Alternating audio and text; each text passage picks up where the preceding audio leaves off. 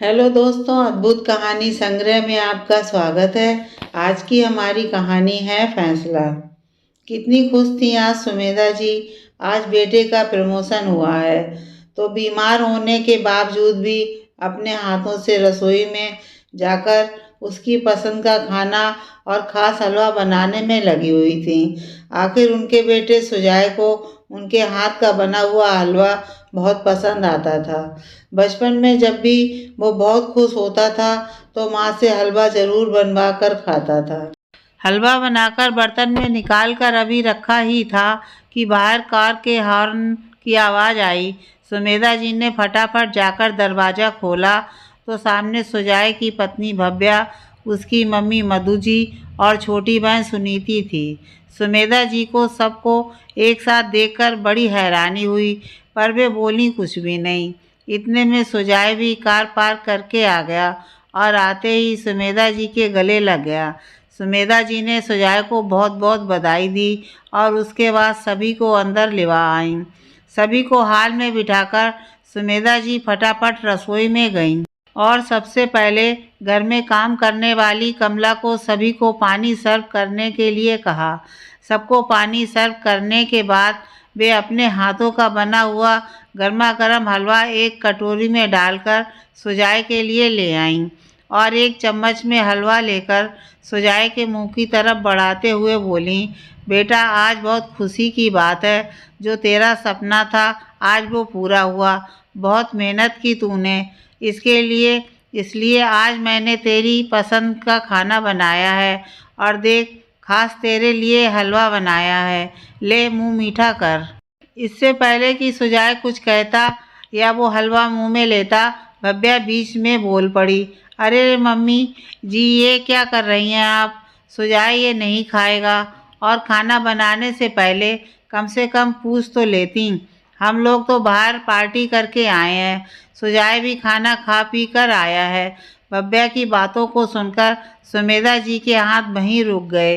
उन्होंने प्रश्न भरी नज़रों से सुजय की तरफ देखा तो सुजय ने कहा, हाँ मम्मी, आज प्रमोशन मिलने की खुशी में भव्या और सुनीति पार्टी मांग रहे थे तो सोचा आज बाहर ही खाना खा लेते हैं। सुनकर सुमेधा जी कटोरी लेकर वापस रसोई की तरफ जाने लगी तो सुजय ने रोक लिया। अरे पर मम्मी, हलवा लेकर कहाँ जा रही हो? मेरे पेट में इतनी जगह तो है कि मैं आपके हाथ का बना हलवा खा सकता हूँ। जब तक आपके हाथ का बना हुआ मीठा मुंह में नहीं जाएगा तब तक लगेगा ही नहीं कि कुछ करके दिखाया है। और सुमेधा जी के हाथों से कटोरी लेकर 2-3 चम्मच हलवे के फटाफट अपने मुंह में रख लिए। ये देखकर जहाँ सुमेधा जी की आत्मा तृप्त हो गई, वहीं भव्या चिढ़ गई। उस समय तो भव्या कुछ नहीं बोली, लेकिन रात को कमरे में भव्या इस बात पर सुजय से बहस करने को तैयार हो गई। जब आते समय सुनीति ने आपसे कहा कि चलिए जीजा जी गोलगप्पे खाते हुए चलते हैं, तो आपने क्या कहा कि मेरे पेट में बिल्कुल जगह नहीं है, लेकिन यहाँ अपनी माँ के हाथों का बना हुआ हलवा खाने के लिए पेट में जगह बन गई। यही कदर है मेरे परिवार की। भव्या की बात सुनकर सुजय को भी गुस्सा आ गया तो उसने कहा, मैं तुम्हारे परिवार के साथ ही पार्टी करने गया था, जबकि मेरी माँ घर पर ही थी।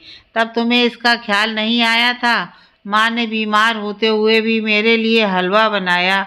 ये नहीं दिख रहा? सिर्फ 2-3 चम्मच हलवे के खा लिए तो उसमें क्या गलत कर दिया? माँ तो खुश हो गई ना। अच्छा तुम्हारी माँ की फिक्र है, लेकिन मेरी बहन की इमोशंस की कोई फिक्र नहीं। अरे इतना तो तुम्हारी माँ को सोचना चाहिए था कि इकलौते बेटे बहू हैं तो उन्हीं की खुशी में खुश हो लें, लेकिन नहीं, बीच बीच में अपनी टांग जरूर अड़ाती हैं। दोनों अपने कमरे में बहस कर रहे थे और यह बातें बाहर सुमेधा जी को सुनाई दे रही थीं। सुनकर बड़ा दुख हो रहा था। जहाँ तक हो सके वो भी कोशिश करती थी, कभी भी अपने बेटे बहू की ज़िंदगी में इंटरफेयर नहीं करती थी, लेकिन उसके बावजूद भी कुछ लोग समझना ही ना चाहें तो उसका क्या करें। इतना प्यार और अपनापन देने के बावजूद भी भव्या को हमेशा समस्या ही रही। यहाँ तक कि समधन जी भी उसके साथ होती थीं, लेकिन कभी अपनी बेटी को नहीं समझाती थीं। जब भी कोई बात होती भव्या यही मुद्दा उठाती, इकलौते बेटे बहू हैं, कुछ तो माँ को भी ख्याल रखना चाहिए, हमारी खुशियों के बारे में सोचना चाहिए। पर नहीं, उन्हें तो खुद से ही फुर्सत नहीं।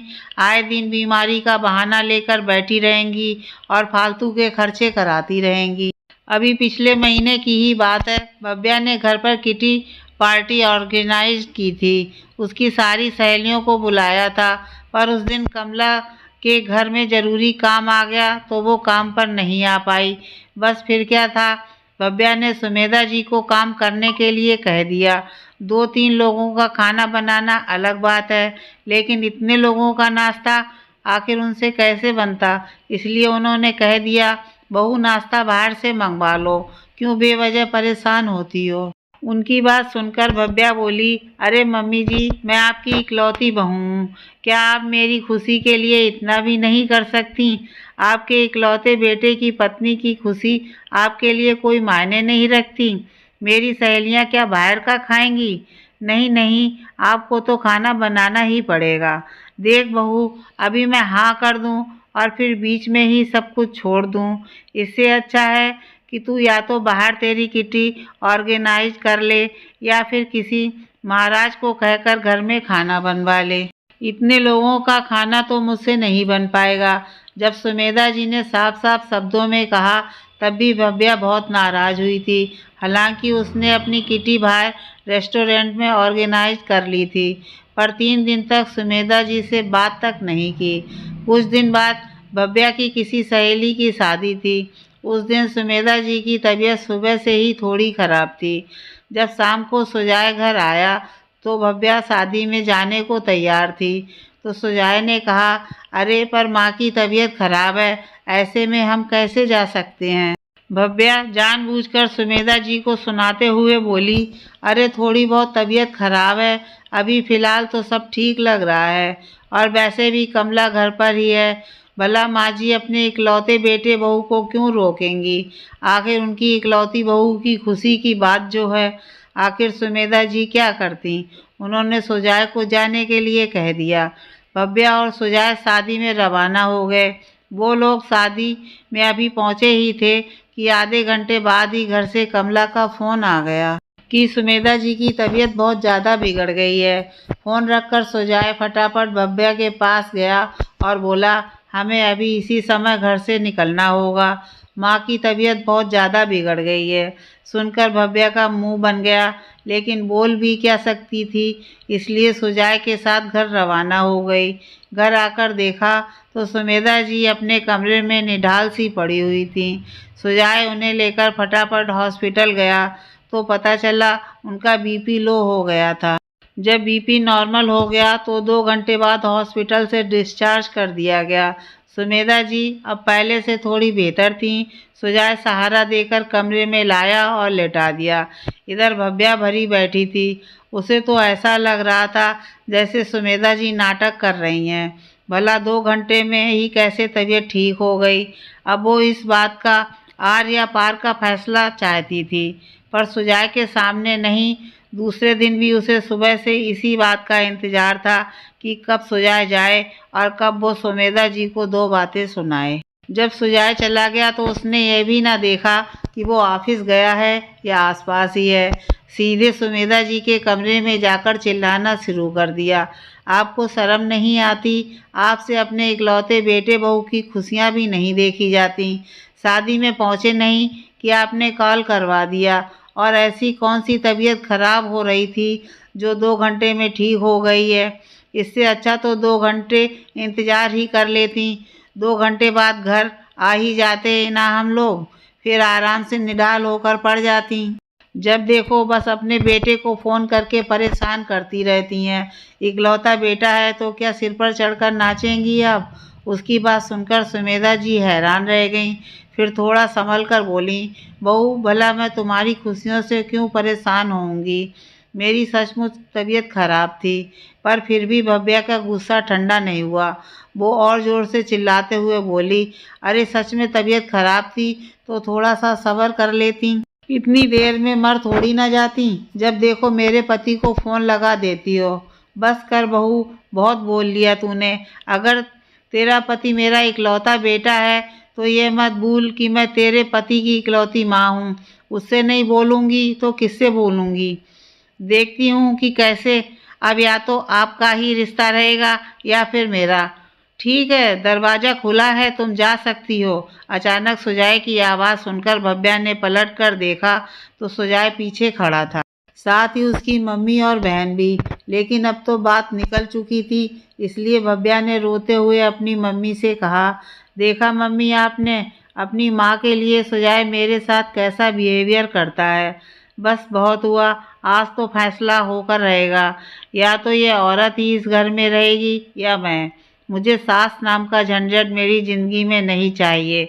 लेकिन इससे पहले भव्या की माँ कुछ कह पाती, सुजय ही बोला, अच्छा फिर ठीक है, मुझे भी सास नाम का झंझट नहीं चाहिए, पर शर्त यह है कि तुम भी अपनी माँ से नहीं मिलोगी और मैं भी अपनी माँ से नहीं मिलूँगा।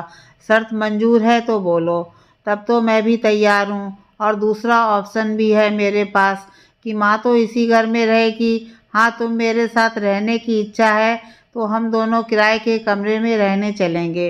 अब मेरी सैलरी में से आधी सैलरी तो मम्मी के पास जाएगी, क्योंकि बेटा होने के नाते मुझे भी खर्चा देना पड़ेगा। आधी सैलरी में ही किराया, सेविंग, घर का खर्चा तुम कर सको तो देख लो। शर्त मंजूर है तो बोलो। अब ना तो भव्या से ही कुछ बोलते बना, ना ही उसकी मम्मी ने कुछ कहा। आखिर जिसे ऐशो आराम की ज़िंदगी जीने की आदत हो गई हो, वो भला ऐसी ज़िंदगी सोच कर ही सिहर जाता है। बस थोड़ी देर में ही भव्या के आंसू गायब हो चुके थे और वो चुपचाप चाय नाश्ते की तैयारी करने चली गई। वो दिन था और आज का दिन है। आज तक भव्या ने सुमेधा जी को परेशान नहीं किया।